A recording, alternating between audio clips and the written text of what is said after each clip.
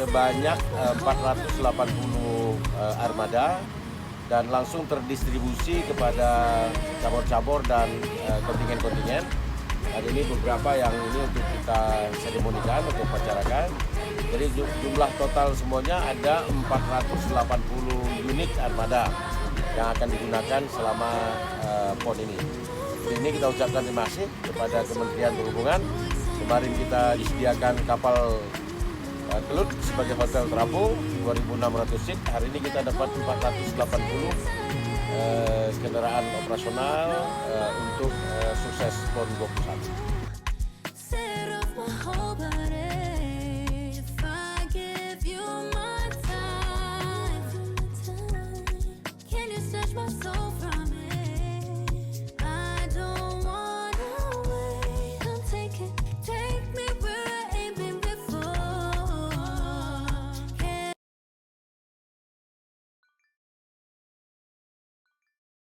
Around your boy.